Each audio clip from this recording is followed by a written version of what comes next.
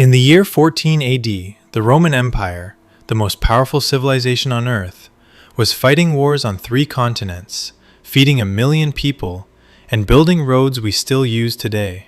And its emperor had one enemy he could not defeat: kissing. Not an army, not a plague of locusts. Kissing.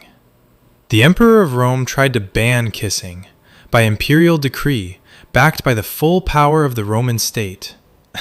And Rome looked at the most powerful man alive and kept kissing.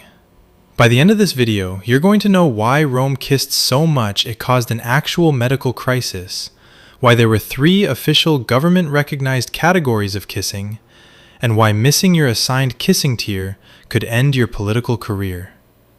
None of this is made up. Let's go. Part 1. The kissing economy. Romans kissed to say hello. Romans kissed to say goodbye. Romans kissed to close business deals.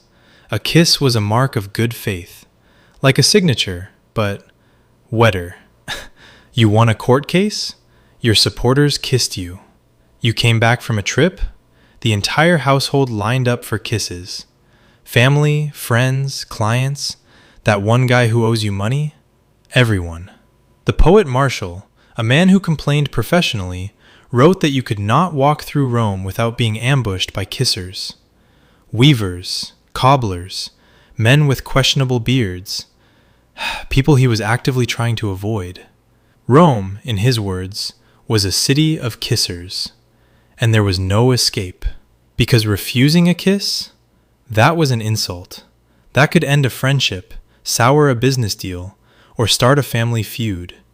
You kissed, or you paid the social price. Part 2. The 3 categories. Now, because Romans were Romans, they didn't just kiss chaotically. They organized it. There were 3 official categories. The osculum, a polite peck on the cheek. This was the business kiss, the nice-to-meet-you kiss, completely harmless. The basium, a kiss on the lips, reserved for family and close relations. Still respectable, still PG. And then, the savium, the deep kiss, reserved for, let's say, very close companions. If the osculum was a handshake, the savium was not a handshake. We will not be elaborating further. This is a family channel. 3 tiers, official terminology. The Romans built an entire classification system for kissing before they built a functioning fire department. Priorities. Part 3. Kissing as a power ranking. Here's where it gets properly ridiculous. Under the emperors, kissing became a status symbol. Where you were allowed to kiss the emperor told everyone exactly how important you were. Top-tier nobles? They kissed the emperor's cheek. Mid-tier officials? The hand. And the bottom of the ladder? The foot. Yes, grown Roman senators, in togas, lining up to kiss a sandal. And this was taken deadly seriously. If the emperor suddenly offered you his hand instead of his cheek, that wasn't a scheduling change. That was a demotion. In public. Everyone saw it. Everyone talked about it. Your enemies threw dinner parties about it. Imagine losing your job, except instead of an email from HR, 10,000 people watch you get downgraded from cheek to sandal. That was Roman politics. Part 4. The plague. And then, nature got involved. During the reign of Tiberius, Rome was hit by an outbreak of a nasty skin disease. The Roman writer Pliny the Elder described it spreading across faces and noted something very embarrassing about who was catching it. It wasn't the poor, it was the elite, the nobles, the kissing class. The disease was spreading through Rome's endless social kissing, and it was hitting exactly the people who kissed the most. Rome had invented the world's first status symbol disease. You could literally catch it from networking. Doctors traced it back to, yes, all the kissing, which put the empire in a very awkward position. The thing holding Roman social life together was also making Roman faces fall apart. So Emperor Tiberius did the unthinkable. He issued a decree discouraging the daily kissing rituals. The Roman historian Suetonius records it plainly. Tiberius tried to abolish the custom of everyday kisses. The most powerful man in the world, the commander of the legions, the ruler of the Mediterranean, versus a greeting. Did it work?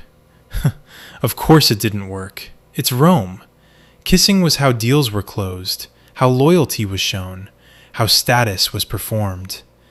Banning it was like banning handshakes, signatures, and LinkedIn all at once. The kissing continued.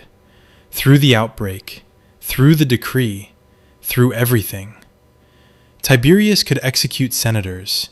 He could exile his own family. He could not stop Romans from kissing each other hello.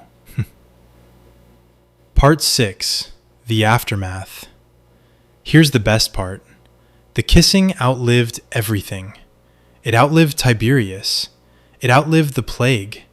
It outlived the entire Roman Empire. The formal greeting kiss spread across Europe and survives to this day. France, Italy, Spain, the Middle East. Billions of people still greet each other with cheek kisses. Somewhere out there, an emperor's ghost is watching people do la bise at a Paris cafe and losing his mind. The Roman Empire fell. The kiss did not. If you enjoyed this, subscribe. We cover history's most ridiculous true stories every single week. And be grateful, the worst thing in your morning meetings is small talk. In Rome, you'd have kissed everyone in the room. See you in the next one.